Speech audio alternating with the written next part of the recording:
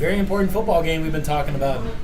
In actuality, probably most of the show is going to be talking about the big game coming up this Friday. I expect the fans to be lined up all the way around the circle in front of the school probably. It's going to be a packed game. Make sure to come early to the game so you don't have to wait in line. Luckily for us, we won't have to wait very long. No, that's exactly right.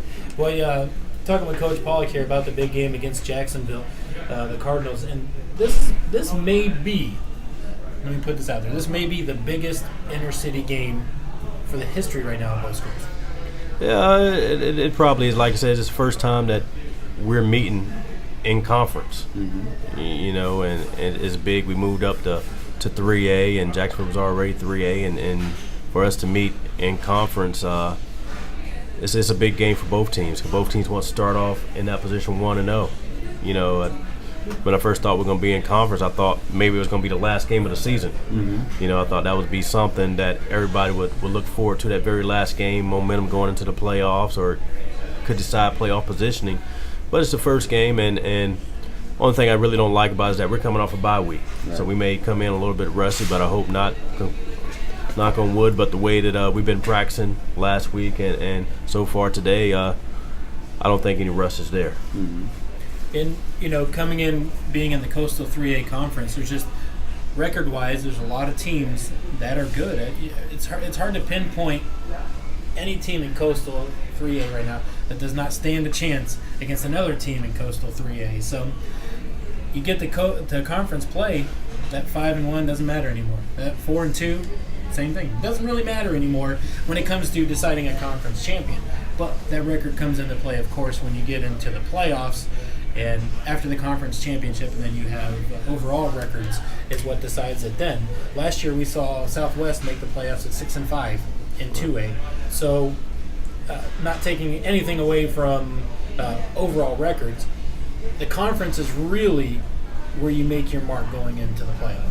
Right, you can, and like you said, there's no telling what could happen. White Oak, who runs that option offense, they could get hot and start rolling, mm-hmm. and then, you know, win a couple games and sneak into the playoffs.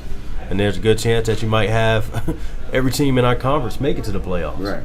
So conference games are very important when you're jockeying for position. I think the last time I checked, I think we're right now in projections we're 40th in the state far as max prep ranking, which put us at an 11 seed mm-hmm. in 3A. But hopefully, you know, we'll come out and take care of business come conference-wise, and that'll move up, and maybe we'll get a higher ranking and a couple home games for the playoffs instead of hitting the road. And, you know, look at last year, we're not scared to go on the road and play. I think we might play a little bit better on the road. Right. So we're just going to take them as they come, and this week we got Jacksonville, and then hopefully we'll come out on the positive end of that, then we'll get ready for whoever's next.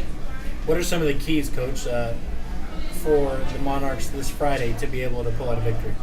Well, first off, we got to limit the big plays. We got to limit their big plays, and we got to make big plays, and that's like 15 yards or more, the way we look at it. If we can make them drive the field, I think, then we'll be it gives us a better chance of coming on the positive end.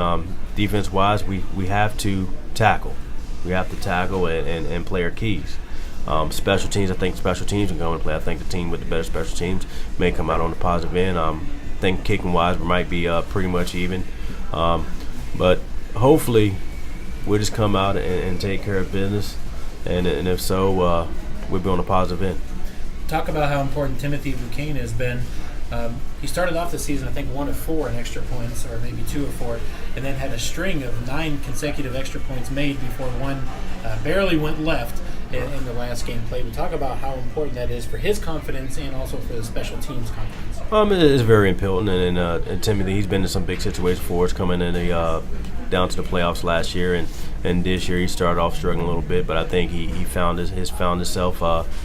You know, made a mistake and missed one last week, but you know, he has a positive upbeat attitude about it. You know, and I tell the kids, we are kids. You know, you're gonna make mistakes, and you're not getting paid. If you got guys on Sunday getting paid to be perfect, mm-hmm. then you're not getting paid. So there's a chance you can be, you know, you don't have to be perfect. So, but he's done a good job for us, and we're happy right where he's at. 2 games. Your last game played. Faked an extra point and went ahead for the 2-point conversion. Was that drawn up before the play? No, the kids saw it. We get the kids free reign on things like that, and Demetrius was smart enough to see it, and then he let the other guys know, and that's what we did, and it just so happened it worked. It was just spur of the moment thing that the guys saw. The timing couldn't be any better, though, because getting ready for the Jacksonville game, it gives them something else to look at on tape that they may have to be a little more prepared for. Right. Yep.